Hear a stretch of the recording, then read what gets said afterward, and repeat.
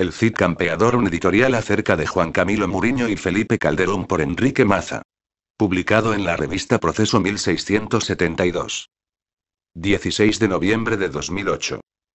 No hay que disociar nunca los conceptos directores por los cuales nos es posible pensar en verdad sobre nuestra inserción en la historia y tener al mismo tiempo la oportunidad de intervenir de una manera creativa en la crisis de nuestra civilización y, sin ir tan lejos, en la crisis nunca resuelta de nuestro país. La reflexión sobre los acontecimientos nos lleva a dar testimonio de la verdad de nuestra vida y de nuestra nación, de nuestra justicia y de nuestra concepción de país. El acontecimiento, si se tiene honradez intelectual y humana, nos lleva a buscar el significado de los hechos y su contenido, de manera que tengan un peso en nuestra palabra, en nuestro discurso y en nuestra actuación, de modo tal que el pensamiento y la vida, el dicho y el hecho, no caben un abismo que los separe.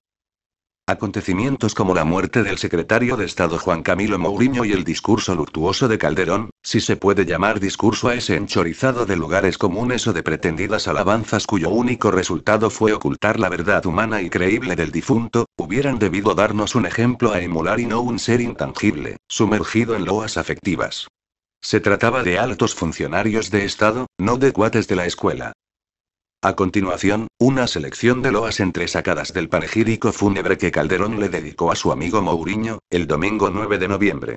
En otra ocasión le dedicó la recitación de las bienaventuranzas, en su empeño panista de mezclar religión y política.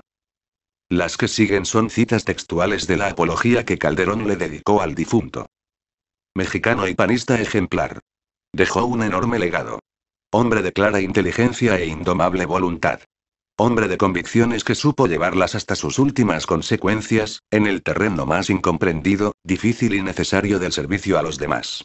Operador excepcional. Combinaba convicciones y principios con la acción en la realidad. Tenía la capacidad, el talento y el valor de llevar sus convicciones hasta sus últimas consecuencias en el terreno más incomprendido, difícil y necesario del servicio a los demás. Llevó la política con rectitud y con verdadero pragmatismo. Era un operador excepcional. Soñó en grande y combinaba sus sueños con la solidez de sus principios y sus valores. Amaba más que nunca la vida y vivió intensamente. Transmitía entusiasmo. Él hizo el proyecto y fue su arquitecto. Supo delinear y articular una estrategia clara. Logró integrar un equipo, superar la adversidad, delinear la estrategia, conducirnos a la victoria. Siempre demostró inteligencia y talento. Siempre supo encontrar el aliento para los compañeros. Supo reunir el equipo y lanzarlo a la lucha. Siempre supo encontrar la estrategia, el punto fuerte nuestro y el punto vulnerable de los otros. Articuló esfuerzos, sumó liderazgos, inyectó optimismo, tomó decisiones claves y difíciles. Puso siempre su capacidad al servicio de los demás. Siempre enfrentó la adversidad. Buscó el bien común a través del servicio público. Articuló la estrategia. Impulsó siempre el vigor y el ánimo de la sociedad. Tenía una capacidad admirable de organización y de atender problemas diversos de gran complejidad al mismo tiempo. Era un líder natural. Daba cohesión al equipo. Actuaba como promotor de esfuerzos colectivos, orquestador de tareas de conjunto. Fue hombre de palabra y acción. Supo coordinar un arranque sólido, contundente del gobierno. Coordinó una brillante campaña. Coordinador afable. Factor clave en el diseño e implementación de estrategias. Impulsó reformas inéditas. Mantuvo siempre respeto, diálogo, comunicación y conciliación. Fue capaz de hacer a un lado diferencias políticas, ideológicas o partidistas. Buscó impulsar un federalismo moderno. Trabajó incansablemente por el bien del país. Promovió la interlocución con los poderes. Articuló la complejidad del problema de seguridad en México. Nunca dudó, nunca titubeó, nunca se permitió siquiera ser presa de temores y flaquezas. Amaba entrañablemente la vida. Sabía lo importante que era trascender. Fue capaz de hablar con todos, de articular y entender los argumentos de otros. Fue capaz de tomar la sensibilidad de la opinión pública. Llevaba un seguimiento puntual de qué opinaba la gente. Sabía un rol heroico y vital para la transformación del país. Supo sumar con las áreas respectivas algo que parecía imposible. Supo dialogar cuando hubo que dialogar y ser firme cuando había que ser firme. Fue la expresión de una nueva generación de políticos, mucho más audaz, sólida y alegre. Fue una persona infinitamente generosa, infundía fuerza en todo momento. Leal entre los leales, amigo entre los amigos. Un hombre profundamente enamorado de México. Perseverante, invencible, inderrotable.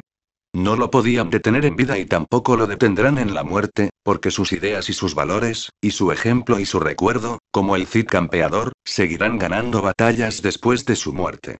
Su plenitud nos inundará ahora con su ejemplo, porque se realizaba haciendo el bien. Hasta aquí algunas citas, pero así sigue el ditirambo que Calderón, en su discurso fúnebre, le cantó a Mouriño.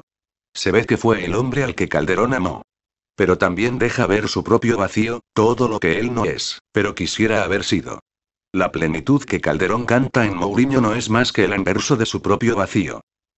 Pero ni Calderón ni Mouriño fueron conscientes de que Estado es el centro de una concentración y transmutación de la violencia que, como fenómeno político, penetra en la zona del poder. Basta ver la Cámara de Diputados. Basta ver el fraude electoral, que no ha desaparecido ni siquiera de las elecciones a la presidencia. De hecho, el juego político, en su propia esencia, es el poder. Y a nivel del Estado, se trata siempre de saber quién manda, quién se subordina, quién detenta la soberanía. De hecho, a juzgar por las palabras mismas de Calderón, quien sustentaba el poder era Mouriño. Pero Calderón tampoco dice a favor de quién, en provecho de quién y dentro de qué límites. La paz y el bienestar nacionales, la vida y la justicia de todos y cada uno están en juego, porque lo que se ventila en la política, en su sentido propio, es el poder. Se trata de saber quién manda, quién se subordina, quién detenta la soberanía, en provecho de quién y dentro de qué límites. Y el poder del Estado, en México, no tiene nada que ver con la soberanía del pueblo. El momento en que esto se ve claro es el momento de la turbiedad electoral, de la que no está exento Calderón y, en consecuencia, tampoco lo estuvo Mouriño. Lo admirable, aunque no para todos, es que las profundidades de la conciencia pueden resurgir de pronto hasta lo más alto como un sentido de la terrible realidad de millones de mexicanos, como un sentido de lo que es meramente ideológico partidista pero no es la verdad, como un sentido de lo que es injusto. De pronto, la justicia, el derecho, la verdad pueden resurgir hasta los niveles más claros de la conciencia. Y por eso es necesario insistir en las formas sociales y políticas que puedan ver claro y aún destruir las formas sociales y las estructuras de lo terrible. Porque terrible es la vida de un número enorme de mexicanos. Se trata de tomar conciencia de esa parte terrible que envuelve a tantos conciudadanos. Se trata de tomar conciencia de la violencia interna que padece este país, no de un pacifismo pueril como el que nos endilgan tantos y tantos políticos distraídos en sus ambiciones o en sus broncas inmaduras de poder, olvidados de la verdadera tragedia humana que vive la mayoría. Todavía no llega al poder un presidente que tenga conciencia de la situación inhumana de su pueblo y se decida a ponerle remedio. Todos, Calderón y Mouriño incluidos, no han gobernado ni gobiernan para el pueblo de México. Solo lo hacen para su propio poder y beneficio, y para provecho de ricos y magnates. Eso es lo que cuenta.